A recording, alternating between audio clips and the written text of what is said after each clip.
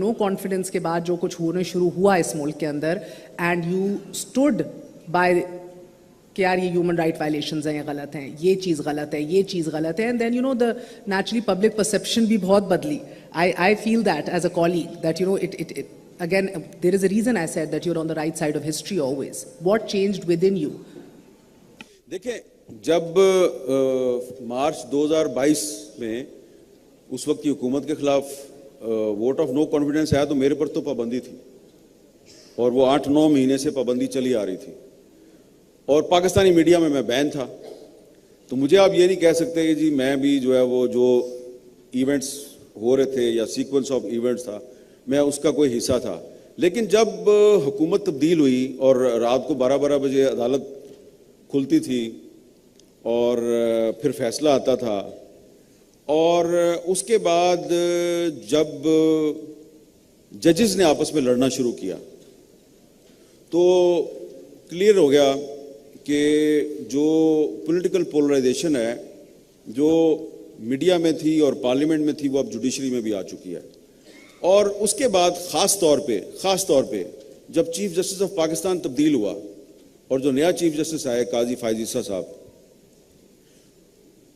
ان پر جب ریفرنس دائر ہوا تھا 2019 میں تو میں نے اس کی بڑی مخالفت کی تھی اور مجھے ان سے بڑی توقعات وابستہ تھیں اور میرا خیال تھا کہ یہ بڑا اصول پسند جج ہے اور کم از کم یہ اتنا ضرور کرے گا کہ اب یہ چیف جسٹس بن گئے ہیں تو جس پارٹی نے ان کے خلاف ریفرنس دائر کیا تھا یہ کم از کم اس پارٹی کے بارے میں جو کیسز ہوں گے اس بینچ میں نہیں بیٹھیں گے.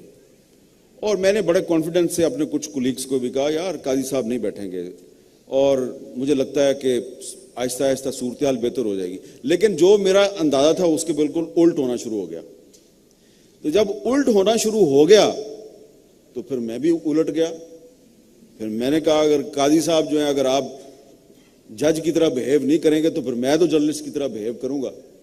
تو وہ ٹھیک ہے آپ کہہ رہی ہیں کہ میں right side of the history پہ کھڑا تھا، لیکن ایک مثال میں دوبارہ دوں گا نا کہ جتنا عرصہ وہ صاحب چیف جسٹس آف پاکستان رہے ایک دفعہ بھی انہوں نے ارشد شریف کے کیس کی ہیئرنگ نہیں کی.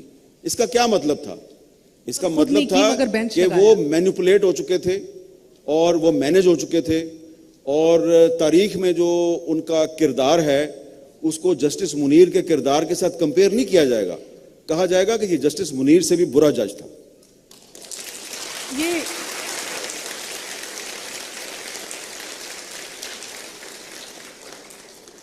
یہ ہمارا کیا المیہ ہے کہ یہاں ہمارے ادارے مضبوط نہیں ہیں. ادارے وہی کرتے ہیں جو شخصیت ادھر برا جمان ہوتی ہے. آپ کسی بھی ادارے کی بات کر لیں، ہر ادارے کو اٹھا کے دیکھ لیں. نہیں سارے ادارے تو کمزور نہیں ہیں، ایک ادارہ تو بہت مضبوط ہے. نہیں میں نے کمزور کہا ہی نہیں، میں نے کمزور نہیں کہا. ایک سیکنڈ جس ادارے کی آپ بات کر رہے ہیں میر صاحب ادھر بھی شخصیت اور اس کی سوچ حاوی ہے نا جو بھی ہو. ایک چیز یہ دیکھیں کہ میں کیوں پر امید ہوں. میں تو اسی پہ پریشان ہوں پچھلے آدھے گھنٹے سے. اتنا پر امید ہوں کہ میں کسی ادارے کا نام نہیں لیتا، لوگ تالیاں بجا دیتے ہیں. یہ جو آگاہی ہے دیکھیں ان کو آپ میڈیا کو جتنا مرضی مینیج کر لیں آپ پاکستان کے عوام کو دھوکہ نہیں دے سکتے. ان کو سب پتہ ہے کہ صحیح کون ہے اور غلط کون ہے. آپ کسی کا نام نہ لیں وہ سب جانتے ہیں. مگر وہ دن کب آئے گا کہ جب نہیں فرق پڑے گا کہ ادارے کو ہیڈ کون کر رہا ہے، چاہے وہ قاضی فائز عیسیٰ ہیڈ کر رہے ہیں جوڈیشری کو یا چاہے وہ باجوہ صاحب ہیڈ کر رہے ہیں فوج کو یا چاہے ادھر نواز شریف کی حکومت ہے. وہ کب فرق پڑے گا کہ ادارے اپنے تئیں اتنے مضبوط ہوں گے اور اپنی ڈومین میں رہیں گے؟ دیکھیں وہ اس وقت ہوگا جب آپ کانسٹیٹیوشن آف پاکستان کو رسپیکٹ کرنا شروع کر دیں گے. دیکھیں میں بار بار کانسٹیٹیوشن کی بات کیوں کرتا ہوں، یہ تمام جو نوجوان ہیں ان کو بھی انڈرسٹینڈ کرنا چاہیے کہ یہ جو 1973 کا کانسٹیٹیوشن ہے this is the only consensus document left in this country. یہ اونلی کنسنسس ڈاکومنٹ ہے. اس کے علاوہ آپ کو کسی چیز نے ایک دوسرے کے ساتھ جوڑ کے نہیں رکھا ہوا. اور یہ جو کانسٹیٹیوشن ہے یہ اس پر دستخط کرنے والے لوگ کون تھے؟ ذوالفقار علی بھٹو اور ان کا جو اپوزیشن لیڈر تھا ولی خان ایک دوسرے کے سخت دشمن تھے. یہ راولپنڈی کے لیاقت باغ میں بھٹو صاحب کی حکومت کے دور میں ولی خان کے جلسے پہ گولیاں چل گئیں. گولیاں چلنے کے باوجود وہ لاشیں اٹھا کے واپس گئے پشاور. انہوں نے کانسٹیٹیوشن کو ابینڈن نہیں کیا. تو مولانا مفتی محمود, پروفیسر غفور احمد, بہت سے نام میں لے سکتا ہوں, غوث بخش بزنجو, یہ وہ بڑے لوگ تھے جن کے آپس میں بڑے سخت اختلافات تھے, لیکن یہ کانسٹیٹیوشن جو ہے اس پر انہوں نے دستخط کر کے اس کو اپروو کروایا. اور پھر کیا ہوا؟ پھر یہ ہوا کہ 77 میں ایک ملٹری ڈکٹیٹر آیا اور اس نے یہ کانسٹیٹیوشن ایبروگیٹ کر دیا, توڑ دیا, وائلیٹ کر دیا. کانسٹیٹیوشن جو ہے وہ 10-11 سال تک وہ سسپینڈ رہا اور پھر اپنی طاقت سے دوبارہ وہ ریسٹور ہوا. 1956 کا کانسٹیٹیوشن جب ایوب خان نے وائلیٹ کیا وہ دوبارہ نہیں آیا. 1962 کا کانسٹیٹیوشن جو ایوب خان لے کے آیا تھا وہ اس نے اس کو خود وائلیٹ کیا, وہ دوبارہ نہیں آیا. یہ 1973 کا کانسٹیٹیوشن جو ہے یہ 77 میں وائلیٹ ہوا, 85 میں واپس آ گیا. پھر دوبارہ یہ 1999 میں پرویز مشرف نے اس کو وائلیٹ کیا, یہ 1-2 سال کے بعد 2002 میں یہ پھر واپس آ گیا. پھر مشرف نے اس کو 2007 میں پھر تیسری دفعہ اس کو سسپینڈ کیا, یہ دوبارہ ریسٹور ہو گیا. اس کی کیا وجہ ہے؟ اس کی وجہ یہ ہے کہ اس کے پیچھے ایک عوام کی طاقت ہے. یہ الیکٹڈ جو پارلیمنٹ تھی اس نے یہ کانسٹیٹیوشن بنایا تھا.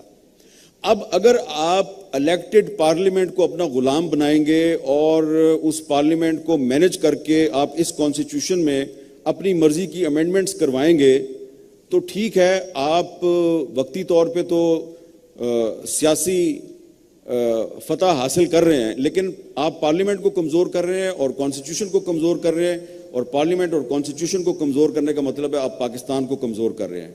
تو اگر آپ اس کانسٹیٹیوشن کو رسپیکٹ نہیں کریں گے اور جو 1973 کا اصل آئین ہے اس کو ساتھ لے کے نہیں چلیں گے تو کیا ہوگا؟ الٹیمیٹلی پاکستان کو نقصان ہوگا.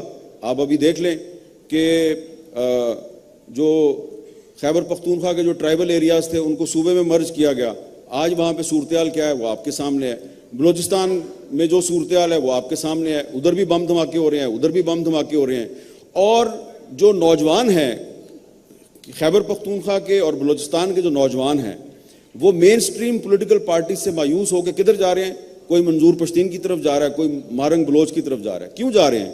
اس لیے کہ آپ نے جو پارلیمنٹ ہے اس کو کمزور کر دیا, اور جو پارلیمنٹ کے اندر جو پولیٹیکل فورسز ہیں ان کے بارے میں ایک عام تاثر قائم ہو گیا ہے کہ یار یہ تو فارغ لوگ ہیں, یہ تو سٹوج ہیں کسی کے, یہ تو کسی کے غلام ہیں, تو اس سے بہتر ہے کہ پارلیمنٹ کی طرف جاؤ ہی نہ. جب آپ پارلیمنٹ سے لوگوں کو مایوس کرتے ہیں تو آپ آئین کو کمزور کرتے ہیں. تو جو آپ کا سوال ہے اس کا سمپل جواب یہ ہے کہ ہمارے مسئلے اس وقت تک حل نہیں ہو سکتے جب تک ہم 1973 کے آئین کی طرف واپس نہیں جائیں گے, جس سے وفاداری کا حلف سب اٹھاتے ہیں لیکن آپ کہیں گے خود ہنس پڑتے ہیں, یہ خود ہنس پڑتے ہیں. جی یہ خود ہنس پڑتے ہیں, ہنس نہیں پڑتے, وہ تالی مار دیتے ہیں, ان کو سب پتہ ہے. آپ نے تو ایسا کوئی جوک نہیں کریک کیا. اگر میں ادھر بیٹھ کے کوئی غلط بیانی کروں گا, جھوٹ بولوں گا تو یہ شاؤٹ کرنا شروع کر دیں. مجھے 2 چیزوں سے ایکسیپشن ہے. ایک تو وہ ٹرننگ پوائنٹ بتائیے پچھلے 5 سال میں جدھر اس آئین کی پاسداری نہیں کی گئی. اب عدلیہ کے فیصلے ہوں, ان کو بے وقت سمجھا گیا ہے, ان کی پاسداری نہ کرنا کوئی مسئلہ نہیں ہے. دوسرا 1 ایکسیپشن جو آپ نے کہا کہ اگر آپ اس کو غلامی میں لائیں گے, لا کون رہا ہے؟ اگر خود غلامی کا شوق ہو تو کیا کریں, ان کو کون سمجھائے؟ ہاں, تو اسی لیے تو پھر لوگ جو ہیں وہ پھر مین سٹریم پولیٹیکل پارٹیز کی طرف نہیں جاتے نا. وہ پھر جب منظور پشتین ادھر جرگہ کرتا ہے اس میں بڑی تعداد میں لوگ آتے ہیں تو پھر آپ کے اور میرے ٹی وی چینل کو کہا جاتا ہے اس کی کوریج نہیں کرنی, لیکن ہم کوریج نہیں کرتے پھر بھی وہاں پہ بڑی تعداد میں لوگ چلے آتے ہیں. ٹھیک ہے نا. تو ٹرننگ پوائنٹ جو آپ نے پوچھا ہے وہ ٹرننگ پوائنٹ تھا میرے خیال میں جب 2022 کے اینڈ میں آ کے, صحیح تھا یا غلط تھا, 2 صوبوں کی اسمبلی کو توڑا گیا اور ہمارا یہ خیال تھا کہ 3 مہینے کے اندر الیکشن ہو جائے گا. لیکن اس وقت چیف جسٹس کون تھے؟ بندیال صاحب. بندیال صاحب. اور جب بندیال صاحب ریٹائر ہو گئے اور جب 3 مہینے میں الیکشن کروانا تھا تو پھر چیف جسٹس کون تھے؟ सर मसला ये है कि बंदयाल, इधर टर्निंग पॉइंट पूछ रही हूँ ना, बंदयाल साहब को अपने फैसले के ऊपर अमल दरामद करवाना चाहिए। नहीं करवाया, नहीं करवाया। वो दिन करवाया। और आज का दिन। ओके, उसके बाद, लेकिन उसके बाद फिर जब नेशनल असेंबली की मुद्दत खत्म हो गई अगस्त 2023 में, तो अगेन 3 महीने में इलेक्शन करवाना था। उस वक्त चीफ जस्टिस कौन? काजी साहब। काजी साहब। तो बंदयाल साहब हों या काजी साहब हों, दोनों जो हैं उनकी पीछे से कोई डोर खींच रहा था। और जब चीफ जस्टिस ऑफ पाकिस्तान जो है वो आईन पाकिस्तान पे अमल दरामद ना करवाए, 2 सूबों की असेंबलियों का इलेक्शन टाइम पे नहीं हुआ, और फिर उसके बाद कौमी असेंबली और बाकी सूबाई असेंबलियों का इलेक्शन टाइम पे नहीं हुआ, तो आइन उसी वक्त वायलेट हो गया था